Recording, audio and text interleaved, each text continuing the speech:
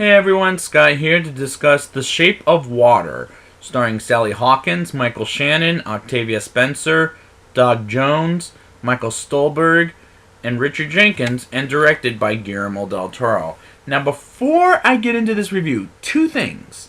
One, I was looking forward to seeing this movie ever since I saw that trailer before War for the Planet of the Apes when I saw it for the first time for that retrospective.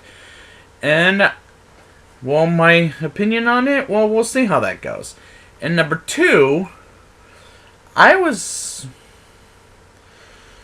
saw this movie twice.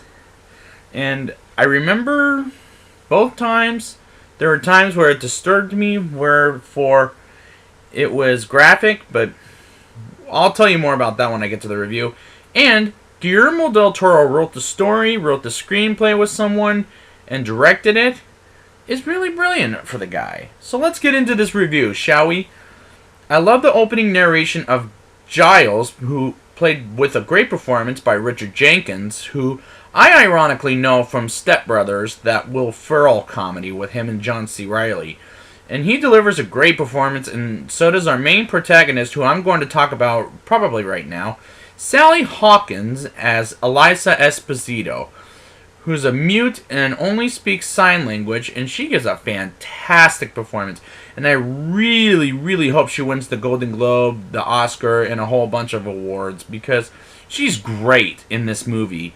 Octavia Spencer does an incredible job as Zelda, and she's an Oscar winner too, and I think she's nominated for a Golden Globe for this part as Zelda, and yes, that's her name. Don't think of the video game character, who is Elisa's partner and friend from work, who work together at a factory where they hang on to or a half-man, half-fish thing called the Amphibian Man, played by Doug Jones.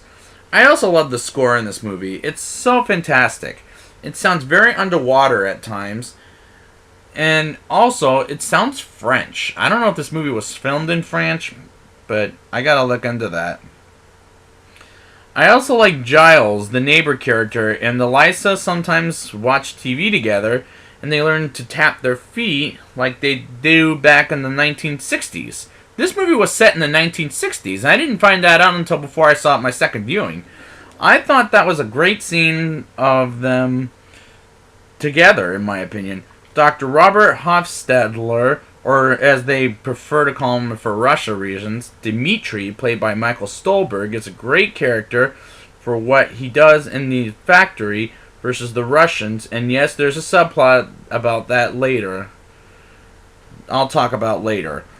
The pie place with their pies is a great shotted scene, and the pies look very creamy. It makes me want some.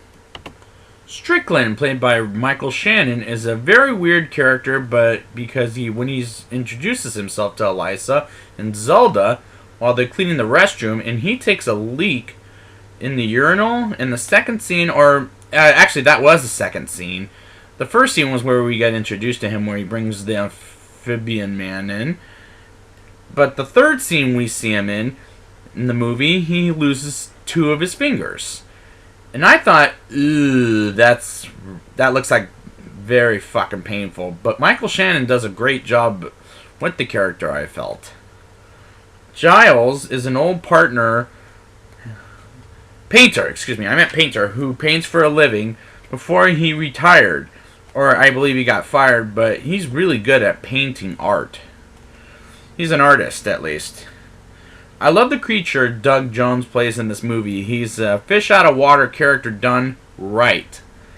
I just love the way Elisa introduces him to an egg, which he has never eaten once in his life, as well as he's ever heard music once in his life.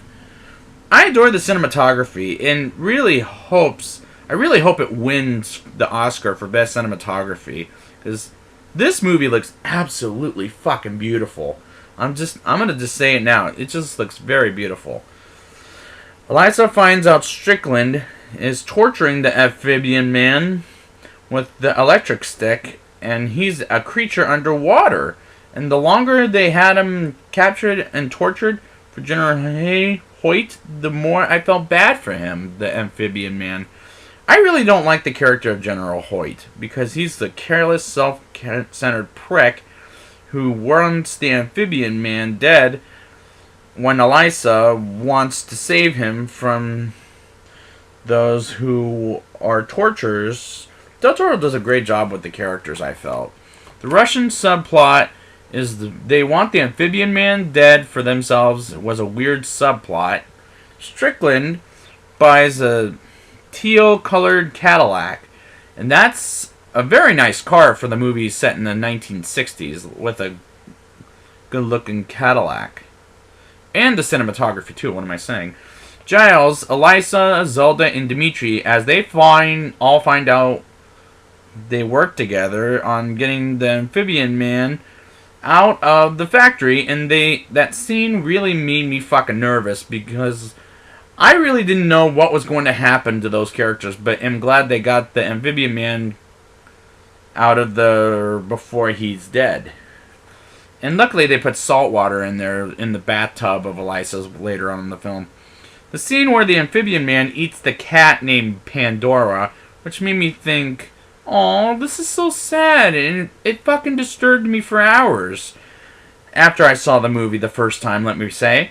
But it was a wild thing. He didn't know anything about pets, cats, and all that kinds of things in life, in the human world. But it was a good scene, I felt. I love how Elisa finds him in the movie theater, and he was just standing there watching the movie downstairs in the movie theater. That was a beautiful scene. When Strickland peels his finger, and also later in the film he takes them out, those two moments I was like, ooh, nasty. Because that's really gotta fucking hurt like hell. The scene where Elisa and the amphibian man floods up the bathroom was just a beautiful and funny scene because they flood up the whole bathroom. I love the scene when Elisa falls in love with the amphibian man and she sings "You'll Never Know," which is the movie's best song and the soundtrack, as well as the score. I love it a lot. I mean, really, I might buy that soundtrack when I get paid next. Strickland is killing off Dr. Hofstetler's in the middle... Stetler's.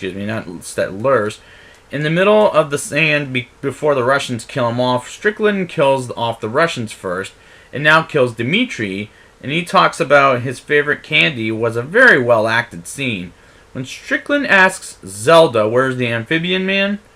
was a very powerful scene by Michael Shannon's acting was just fucking great.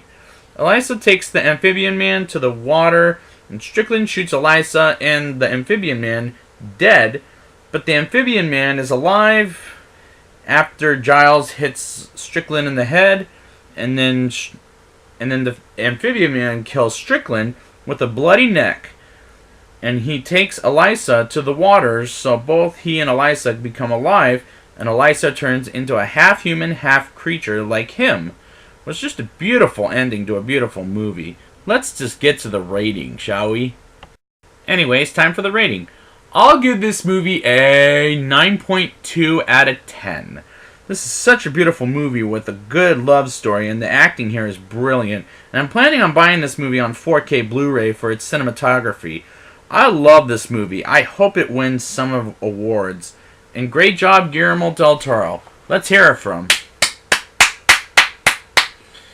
And don't worry, folks. I am going to get to Pacific Rim when that sequel comes out. And Hellboy. I'll definitely get to Hellboy when that reboot comes out. Not this coming January, but the next one in 2019. And I'd like to thank you guys for joining me for the Guillermo del Toro retrospective and leading up to The Shape of Water. And thanks for watching. I hope you subscribe. Please watch some more videos. And please leave a positive comment in the bottom. And until next time, monsters are beautiful.